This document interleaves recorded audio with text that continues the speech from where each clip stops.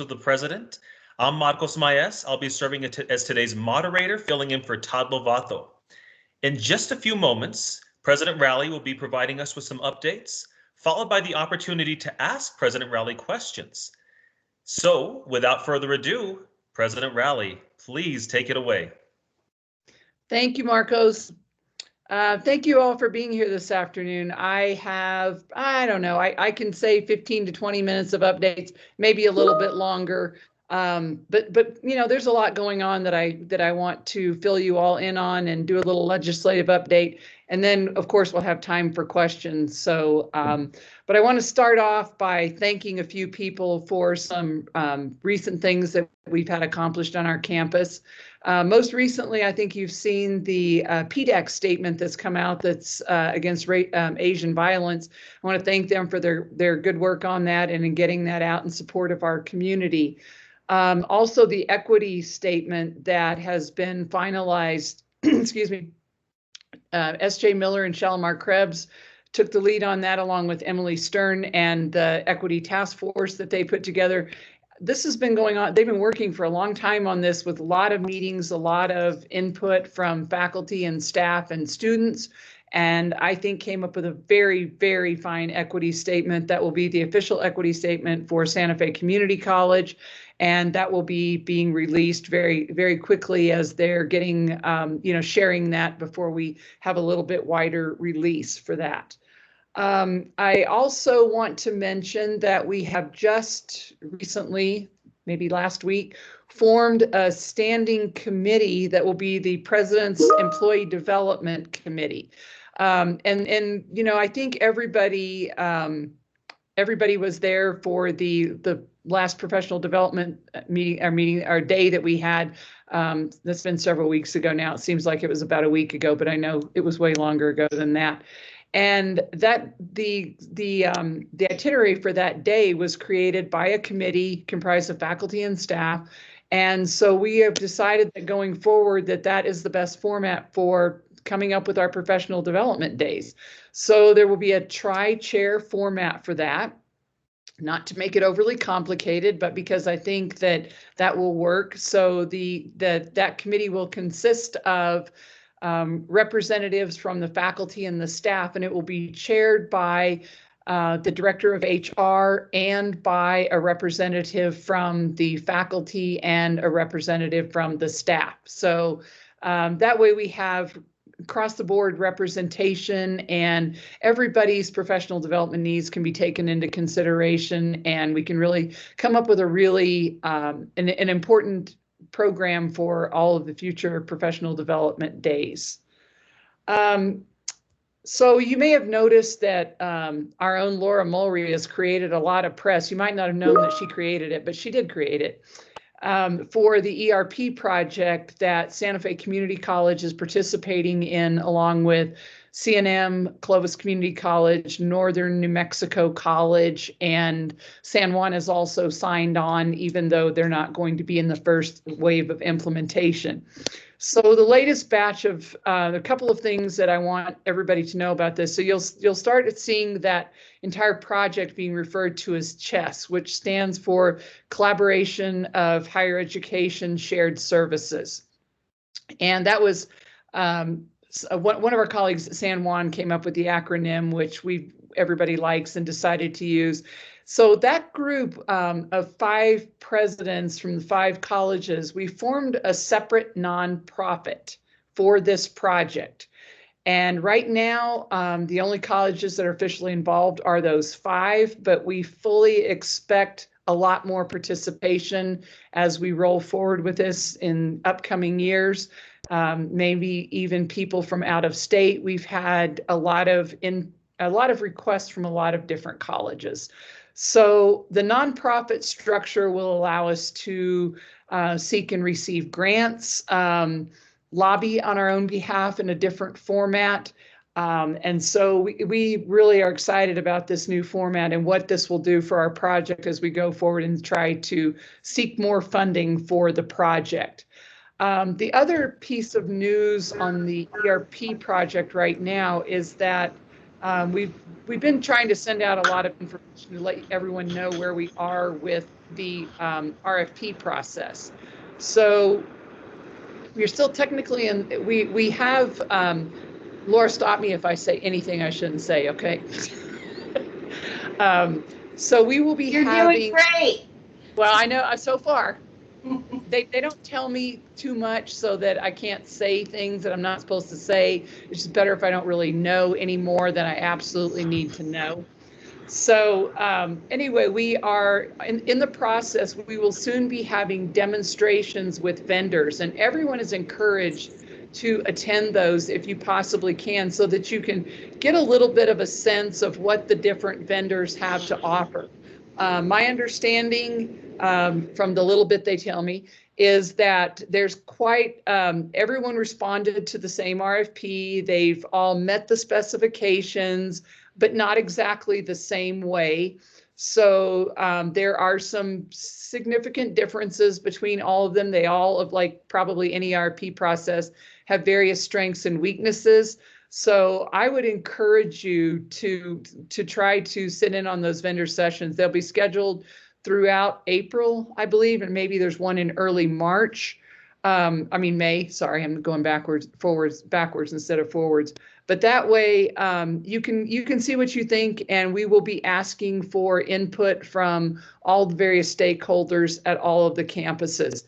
The team that did the first round evaluation for all of the proposals did a tremendous job. And I just want to give another round of recognition to all the people from Santa Fe Community College who participated. There were truly hundreds of people across all of our campuses who went through an extraordinarily tedious and lengthy evaluation process to be able to score and try to whittle down the original 5 group to some finalists. So I know it was, I heard a little bit of feedback from a few people, and so I know it was a big job, and I really appreciate the time and the effort that everyone took to do this. And I'm really excited about what we're eventually going to get from all of this. I would say that we're just kind of getting started, but now we're really getting started in a real way. This is a real thing now. It's not just something where, we're kind of like, figuring out our story as we're telling our story along the way, which is what it felt like for quite a while. So we will be sending out more information about participating in the vendor demonstrations. There will be a sign up that will, you'll have to sign up by Friday, February the 16th, or sorry, April the 16th. And then there will be invitations sent out so that you'll have a link and you can participate in those demonstrations and just see what you think. But there's some pretty heavy hitters that are in the demos. So that kind of ties into the next thing that I wanted to talk about for a few minutes is the legislative session, 60-day session that was a really, really odd, in having everything go virtually. It really made it interesting in terms of testifying for different bills. They always tell you that they want you to keep it brief, but when you're virtual, they can really make you keep it brief. And so, we were limited to a 1-minute thing. As far as the way Santa Fe Community College came out, I would say that we did okay, even well. There were some cuts, nothing like what we expected 6 months ago and what we were, what we were trying to prepare for. Our general appropriation was basically flat. But our RPSPs did all get cut by 3%, with the exception of nursing. SBDC did get cut, but they also had, there was a bill that was that was passed that will reinstate their funding to its previous level so that they won't really experience any cuts. But so that means that the other RPSPs that we've traditionally had over time in areas like Teachers Ed and Firstborn, see that those will all be cut by 3%. And so we halfway expected that. So yes, it's a cut, something we'll have to deal with, but I think we'll be able to figure it out, and those programs will still function at the high level that they always function at. There was also the 1.5% compensation increase did pass. And so Santa Fe Community College will be giving a, sorry, I use that acronym like everybody knows what that means. So we will be giving a 1.5% compensation increase, like all of our all of our peers in higher ed in New Mexico. The funding for this will probably be about 50%. So this is what public schools always refer to as an unfunded mandate. So we are required to give the raise. It's great to be able to give people a compensation increase. We would normally not be giving a compensation increase at the same time that we're really struggling to fix some deficits in our budget. So the legislature appropriates money for that increase, but they never appropriate the entire amount. And so it's kind of based upon the percentage of your funding that comes from your state appropriation. And so generally we get about 50% of the funding that we would need for that kind of compensation increase. And we have every intention of extending that compensation increase across the board to all of our employees. So there may be more information on that, but as far as I know, that will be signed and we will proceed ahead with that. There were some other bills that had some kind of strange impact on some of our programs, like the MC program, but there are overall, I think that higher ed did okay. What did come out of this session, there was language that was left in House Bill 2 that was really strange, that has to do with higher ed. And this was something that the Legislative Finance Committee had put in the bill. And it said that if any college experiences a 50% decrease in enrollment over, I can't remember if it's a 3 or a 5 year period, then the higher education department will work with that college to come up with a plan for their enrollment. And in some cases that the higher education department could require that the college merge with another college or something like that. So I'm not concerned about that for Santa Fe Community College. I just think that's a very strange direction. It's not something I've ever seen in that bill before, and I think it's something that we should pay close attention to. The other language that's right with that bill has to do with the transferability of courses. And so the language states that any college that has courses on the higher education department's transfer matrix, not just the general education matrix, but it's this long list of classes on their website. But it basically says that if any of those classes don't transfer, then the college can receive up to a 3% cut to their funding. I have no idea how this would be implemented. I have no idea how anybody could track this, but it's nonetheless, it's in the bill. And what I think it does is signify that the legislature is very serious about transfer right now. And so there is a burden on four-year colleges to not put up unnecessary barriers in accepting transfer credits from two-year schools. And there is also a burden on two-year schools to make sure that we don't offer a lot of classes that aren't going to transfer, and that unless they're in what we would consider a terminal AAS degree, but that we really focus on getting our students to completion or to the point where they can transfer without the loss of credits. Again, this is a weird thing to put in that bill, in my opinion. And so we'll watch this and see, what this means for the future. One thing that is going to be closely connected to this, there will be work on the funding formula for higher education that begins, my guess is soon. So the higher education department is required by statute to lead this process, and they will. There is a new cabinet secretary, Stephanie Rodriguez, who was confirmed very late in the session, but with overwhelming support. And she will be leading the charge for revamping the funding formula. This will be done with a lot of input. There are always lots and lots and lots of committee meetings, people who know a lot about higher ed funding. And I would say my experience in the last few years has been that there's good representation on those committees, so we don't have to worry that, you know, the two biggest schools or something will get together and come up with a funding formula that everybody else will hate. It will be good, and I think that we know enough about what needs to change and what we all think seems to work and what we should probably keep. So I realize that that's not of interest to everyone, but it affects all of us in one way or another, in some form or fashion. So I just want everybody to know what's going on there, and that there will be, you know, some people at our college will be asked to serve on committees to deal with that and see what, you know, offer recommendations and everything, and we'll go forward from there.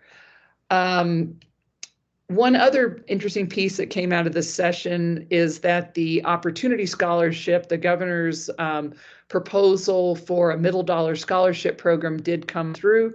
And after the bill that they were trying to pass to put it in statute did not pass, it was included in House Bill 2 at a little bit higher amount than what had previously been suggested. So that's good news for our students. The one thing that I want to impress upon everybody, and I'm please help me be an ambassador to get this word out to our students. We have a lot of aid available to students right now. We have the same traditional financial aid that we've always had through the Pell Grant, through foundation scholarships and all the various money that's available there. We have had 2 different rounds of federal stimulus money that has been a tremendous boost, I think, to our current students. And we will be getting around 3 cycle sometime probably in April, I think. I still have not seen an amount for individual colleges yet, but the overall amount is much larger than either of the first 2 amounts. So we think that we're all going to get more money than we did even in the first 2 amounts, and those were pretty sizable amounts. But again, half of that money has to go in direct aid to students. One thing that we can't do with the money is award it to new students, and that's kind of an unfortunate thing, but I think, you know, I can sort of see what the thinking is on that. And so we can try to recruit returning students back, and then we can try to, you know, assist our existing students and help them stay in their programs and complete, but we aren't able to use it to go out and recruit brand new students. So one of the things that I think can seem a little bit complicated sometimes or sort of strange is that, you know, we are still in a declared financial emergency. And then I'm also telling you, I don't know the amounts of it, but that we're getting kind of large amounts of federal money at the same time. That is the case. Both of those things are true. So the federal money is earmarked for certain things by the federal government. So as I said, half of it has to go directly to student aid, and they, you know, tell you that right up the bat. The other half of it has to go towards particular expenses that have resulted from the pandemic. And so that means that, you know, obviously we can buy all of the air filters and stuff like that we need. One thing that we are doing is that we're going to fix and spend whatever it takes to fix that legacy issue in the trades building where, you know, we have to prop the window open when the air quality gets bad. Well, we're gonna, you know, I don't know what it's going to take to fix that, but that will be fixed. and some other things that, may have been there before the pandemic, but the pandemic has exacerbated the importance of getting those problems addressed. And so we have money to do all of those types of things. We're going to have some classrooms. I don't know if you call it retrofitted, but I guess it is sort of with lecture capture software so that students can take a class in person at a certain time. They can watch the class or participate in the class remotely at the same time, or they can watch a cached recording of the class later if that's what they want to do. It truly, I think, is the best solution for students everywhere so that everybody has an opportunity to attend in whatever way best suits their schedules, and we can adapt to the pandemic. So the other thing, though, that I've told you all, on and off during the last several months, that we've been analyzing all academic departments and all departments, period, all different types of auxiliary enterprises and ancillary departments to look at where we can shave some money from our budget. So the basic problem is, and this sounds like Nick can always explain this way better than I can, and he can certainly explain it in a lot more detail than I can. But the bottom line is we've had a lot of revenue shortfalls during the pandemic, and we have systemic revenue problems, pandemic or no pandemic. And so we have a lot of programs that have very, very low enrollment and very high expenses. That is not a sustainable picture. And I know no one likes to hear that. I don't even really, I hate to say this, but honestly, I am kind of an old academic myself. And so these are not things that we like to talk about or do, but it's an unfortunate necessity. So we're looking very carefully at enrollment, cost, and also what the employment and workforce picture is for a program. And outside of academic areas, we're looking at where we can shave money off of different enterprises. So this is an across the campus effort. Our budget is due to the higher education department on May 1st. So we have to have it approved by the governing board at the end of April. So those decisions will be made by then.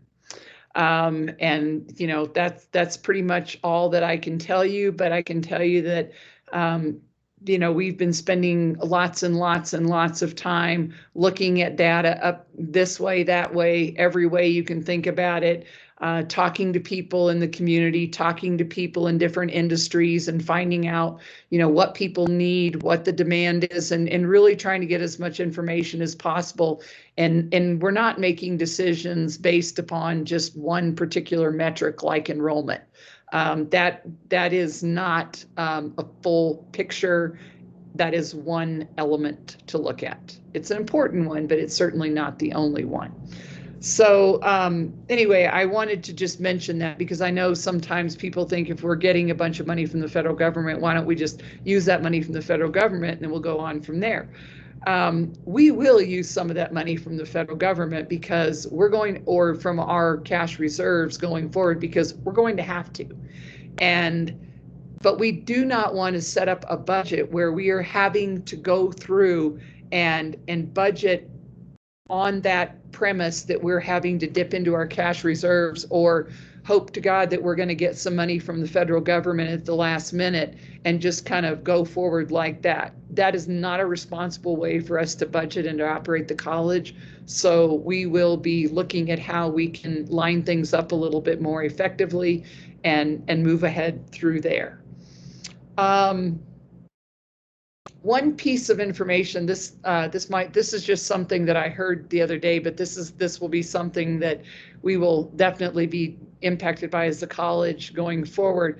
Some of us, we work with the WIOA program on campus, and I heard just yesterday that the state board has voted to basically do away with all of the regional workforce development boards. And so now there will be 2 workforce boards in the state. There will be an urban board that we will be part of, and there will be a rural board. So that will be interesting. And that almost sounds like gossip, but no, that is not. That came from a really good source. And that may have some impact on some of the services that we provide and how we provide them. But we don't know any details any more than what I just shared with you right there. Before I stop and open this up for questions, I just want to say that how much I appreciate what everyone is doing. One thing I will mention a little, let me just talk a little bit about where we are with COVID and coming back to campus and all that business. I know I'll get questions about that, but maybe I can answer some of your questions. So I think you all got the information that we did start a FastPass program on campus. So if you've had both vaccines and you have waited the 2-week period, and you can call Janelle Moya and send her a picture of your vaccination card, and she will create a little card for you where you can flash this card and essentially go through an express door on campus and not have to go through the screening station. We had to do this. I'd heard that at different times of the day when we had more people coming on campus, people were waiting like 25 minutes to get on campus. That's too long. So hopefully this will speed things up quite a bit. Hopefully more people are getting vaccinated. I don't know how many people or who's getting, how many of us are vaccinated or anything like that. All I know is, if somebody happens to mention it to me, then I know about that one person. We're not keeping tabs on how many of our employees are vaccinated. Obviously, we are encouraging people to do that, but not requiring that.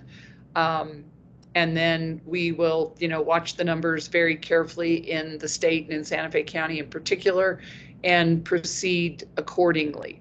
As far as our scheduling, the summer schedule is being done. It's, we're doing it a little bit later than we normally do, with at 25% of classes on campus. And that means 25% of all kinds of classes. Now, I don't know that will be exactly 25% of English classes will be on campus, exactly 25% of everything, but we are now going to be able to do that. So, before I was saying that 25% of our classes were on campus, and that was probably 25% of the totality of all of our classes, but they were basically in healthcare, some studio art that started the second 8 weeks, things like that had a lab where people needed to be on campus.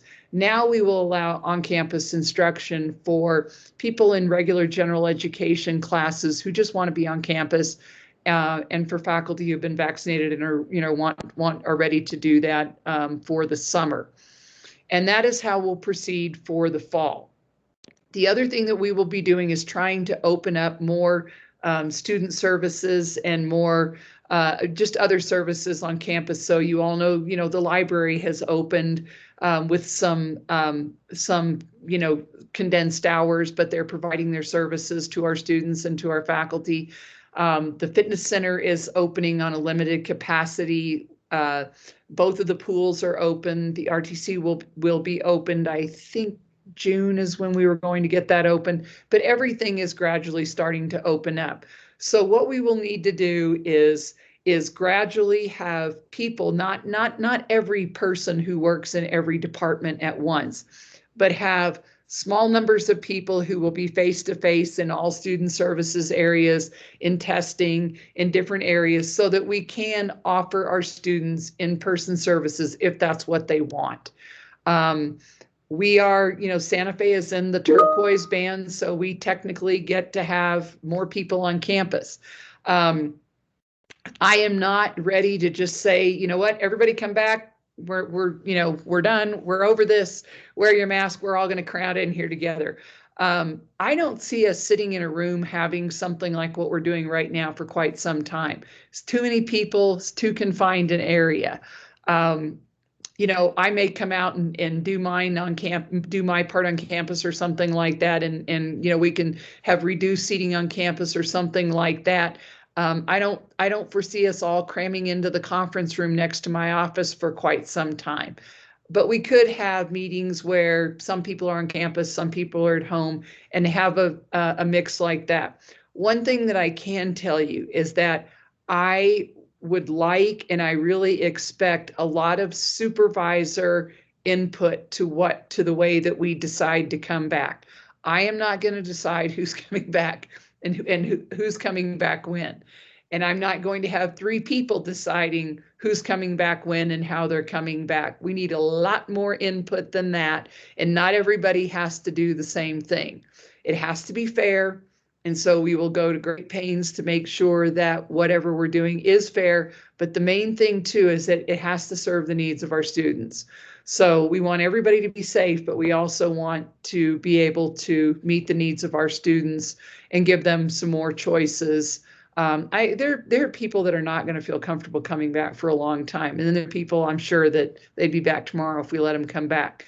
If you want to come back and work in your office, come back and work in your office. You have to wear a mask on campus all the time. Don't ask me if you have to wear it when you're in your office with the door closed, because we don't know what's, that's just, I always think that's a funny question because we don't know what's going on. But make sure that, you think about what makes the most sense for you and your comfort level and everything.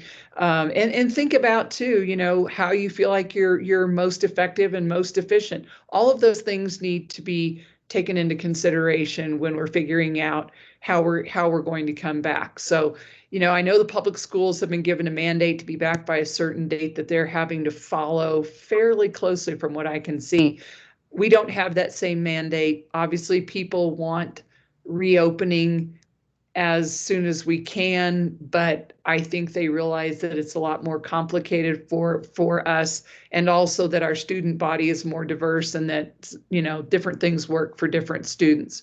So we're going to take all that into consideration and try to, figure out the safest way to do that. And I think some of that will happen through the COVID task force meeting, but they're not going to be deciding either, who comes back when. As I said, that will be something where, supervisors of individual areas need to be thinking about what would work for us and how could we, what will work.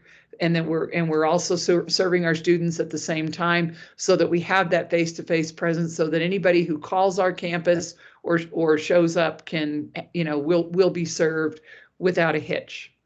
And that's what we're looking for.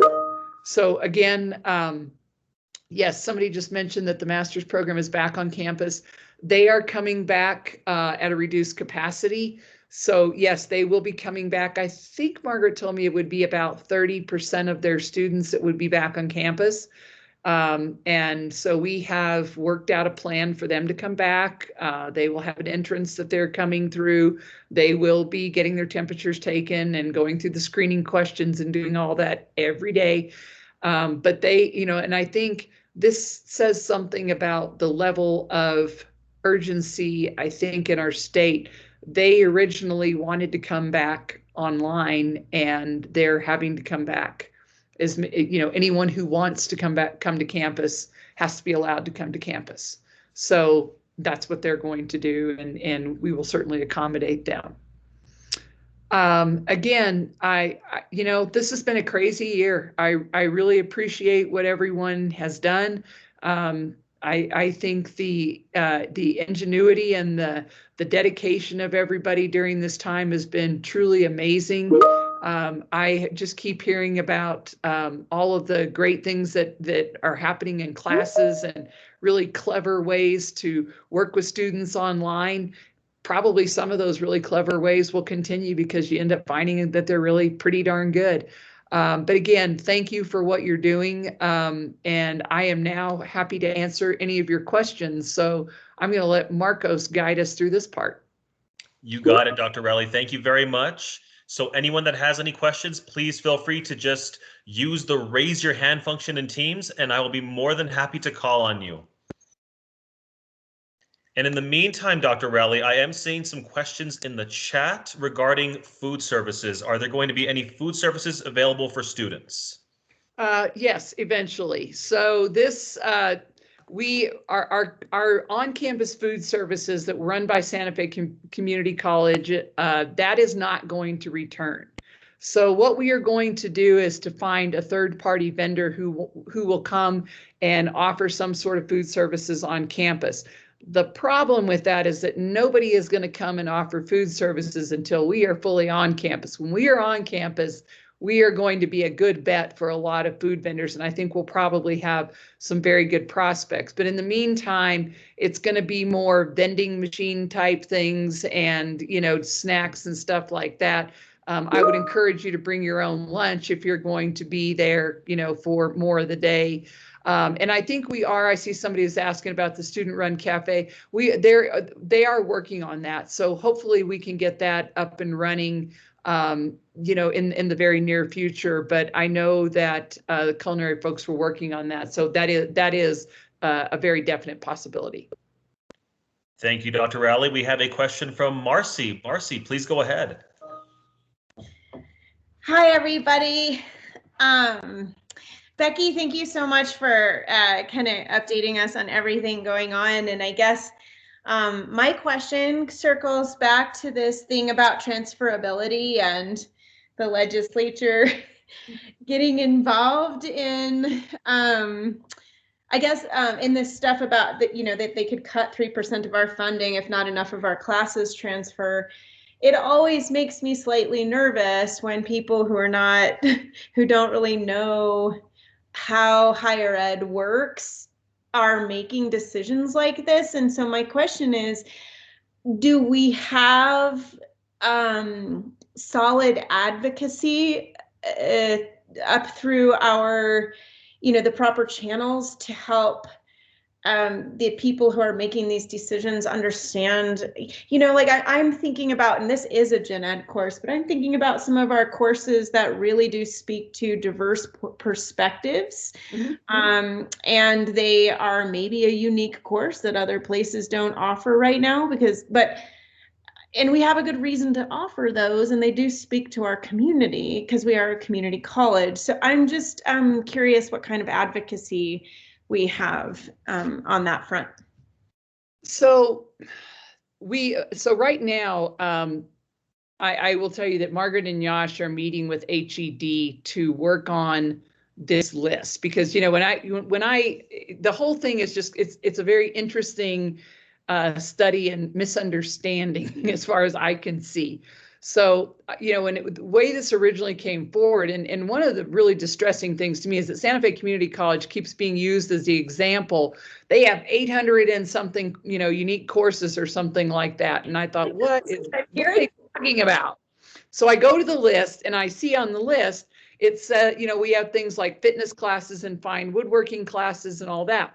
So I talked to Margaret and she told me that the thinking during the time was, and this makes sense because I was not doing this, but I was aware of it going on, that those courses we offer, no one thinks they're going to transfer. I mean, no one is taking fine woodworking because they're transferring it to UNM or, you know, a bunch of fitness classes, but there are many other colleges that offer those classes or something very similar to them.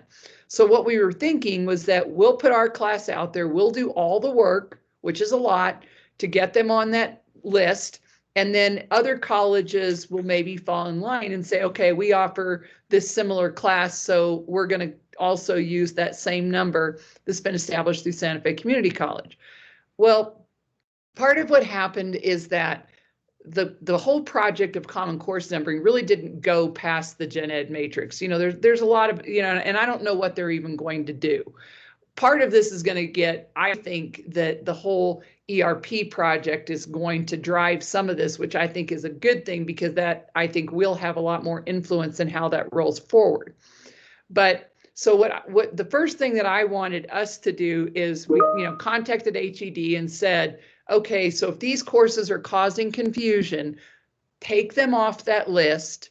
We offer them, you know, because it's not whether we offer them, it's that they're on the list. And if they're on the list and they don't transfer, then apparently that's a bad thing. But if they aren't on the list, then it doesn't really matter. And I realize that makes no sense. It doesn't make any sense. And there's a fundamental lack of understanding in this whole thing somewhere in this. And so anyway, Margaret and Yash are working with Mark Chisholm from the HED, who basically has been doing this kind of IR work for HED for a very long time. And so it will get straightened out. And like I said, it's more what I find problematic too, Marcy, is just that there is this attempt to kind of like make rules over things that you really don't understand. And that's the part that I don't like. And exactly. you're really nervous. I honestly don't think that they're not going to be able to do what they say, because it's too complicated and no one has the ability to oversee all that.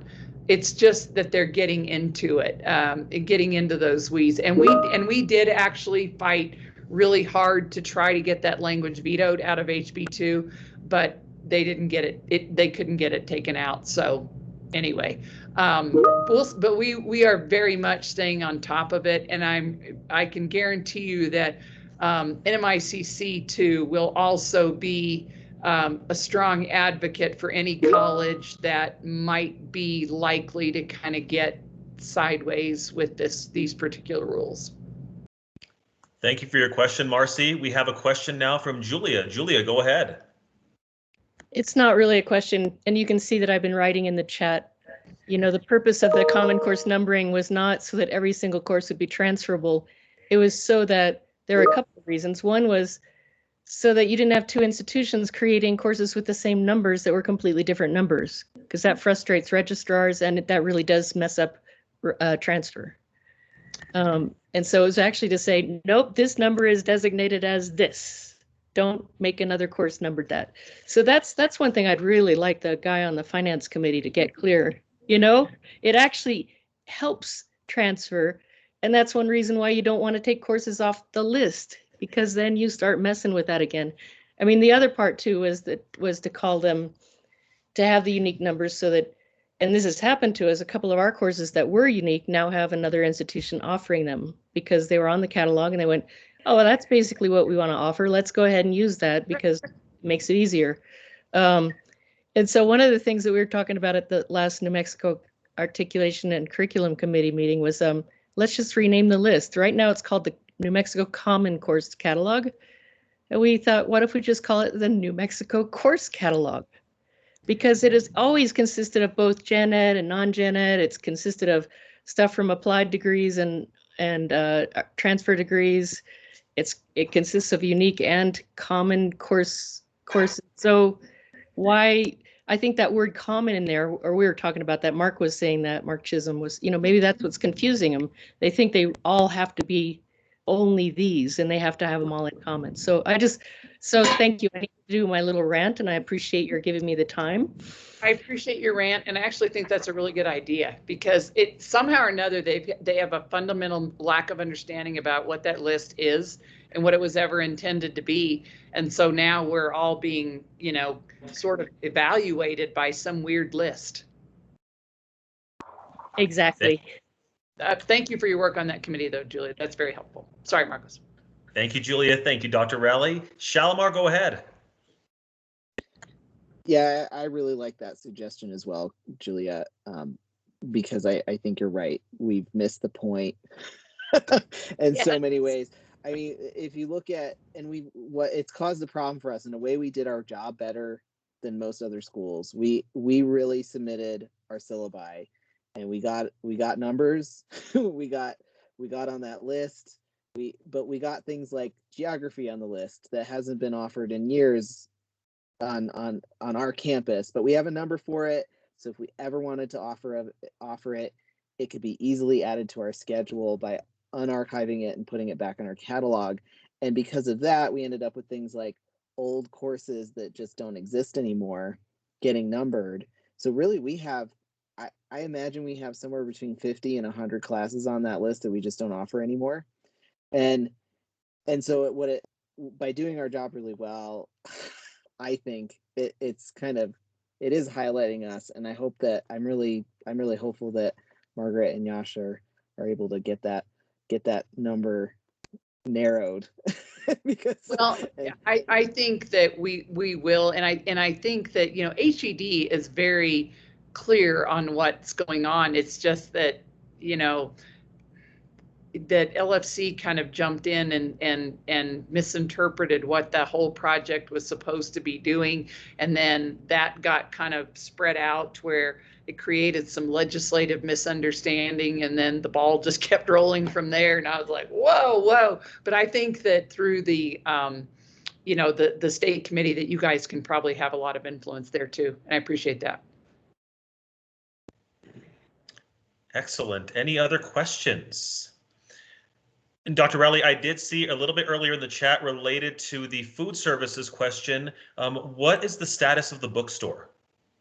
So we have created a task force for studying, you know, what we should do with our bookstore. You all know that Leanne retired just recently. And so what we're going to do is go out for and solicit a proposal for an outside vendor to come in and provide bookstore services.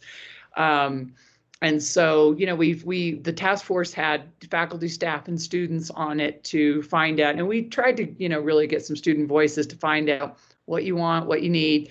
And so we've been looking at a couple of the, you know, the bigger vendors and trying to find out from them. And there's some significant differences in what they provide, which I thought was very interesting. And letting them, you know, propose. I think we can, again, I'm likely to wade into territory that I'm, you know, not even remotely an expert on, but that I think we can use an RFP from another college and a proposal. And so we don't have to go out and do the full blown thing that takes like 8 years to do or something. And then, you know, when they come in, they can, whoever comes in, one of the pieces of the proposal will be that they, at the very least to start with, and this is not the ultimate plan, but that they can provide, you know, like some kind of quick food services just to get us started as we're trying to figure out, you know, what our bigger plan will be for food services. And we try to get a permanent vendor to do that on a separate contract. Excellent. Thank you, Dr. Rowley. Are there any other questions? Please feel free to raise your hand or even in the chat. Going once and twice. Dr. Rowley, I do have just a quick question. We're going to cheese this up a little bit, but I think it's just worth asking. Okay. This is something that my team and I do. What was the highlight of your Monday so far? Of my Monday so far? This, I would have to say. Nice. Yeah, no, otherwise I was at the HLC conference, you know, which was so weird. You know, I've gone to HLC for, I don't even know how many years in a row. And it was just really weird to sit there by myself on my laptop and watch that, but it was good. But, you know, it's always good to be able to, you know, ask questions and find out what people are thinking. And I see somebody asked me what I was reading right now. I am reading a biography of Eleanor Roosevelt, a new biography on Eleanor Roosevelt. Excellent. And we did have a question in the chat from Laura regarding what's the latest on graduation. Thomasina, do you want to chime in really quickly? Hi, everyone. Yes, definitely. I mentioned that we will continue with the virtual commencement this spring semester. I've already had a number of students reaching out to me asking if we'll do in-person because there's been some announcements from other institutions, but you know, we want to keep things safe and we really want to make sure that we're thoroughly prepared for an in-person commencement. And right now, we've done a lot of work and kudos to the entire commencement team. There are too many to name personally, and I don't want to miss anyone. So kudos to them for really putting a lot of hard work in the virtual commencement that will still take place on the same day, same time, which is, and I'm sorry because I have to look at my calendar, there are too many dates, May 15th. So it will be a virtual commencement on May 15th, and we hope that everyone can join us.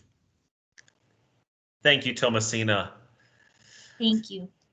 Any other questions? Oh, yes, Carlos, please go ahead. Thank you, Marcos. Thank you, Dr. Rowley.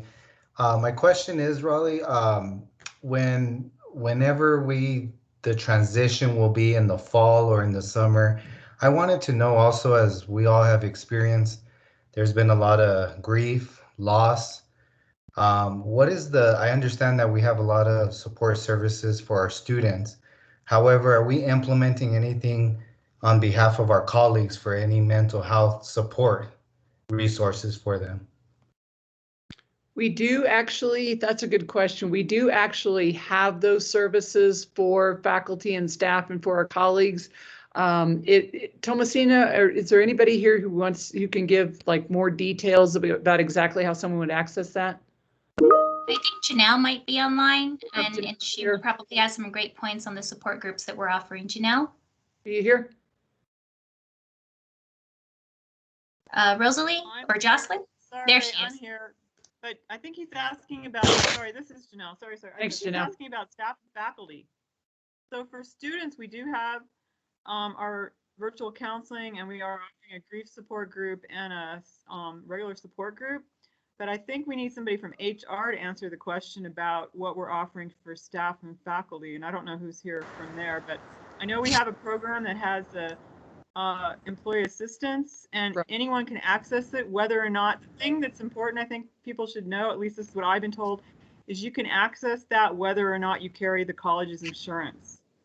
So anyone who works for us can access it, but I don't know, is there someone here from I'm here. This is I had Luis, this speaker question director. also. okay, good. Thank you, Luis. I'll let you go. I'll get off. And that's exactly right, Janelle. Thank you. We do have an employee assistance program that is available to any employee, faculty, or staff. You don't need to sign up for it. If anyone has any questions, feel free to reach out to me, and I will put the information in the chat box. But this is something that's always been a benefit of the college, and I did send out a couple of emails a year ago when I started. Maybe I will go ahead and do that again. And thank you, Michelle Harding, for posting that information in the chat box. Thank you. Thank you very much. We have about 8 minutes left. Does anybody else have any questions? So far, these are fantastic questions. Any questions in the chat? Any questions on the mic? Feel free to raise your hand. Give you a few more seconds. I think with that, Dr. Rowley, I think this concludes this edition of Conversations with the President. Thank you, Marcos, for doing this, and thank you all for being here. Have a great day, everyone.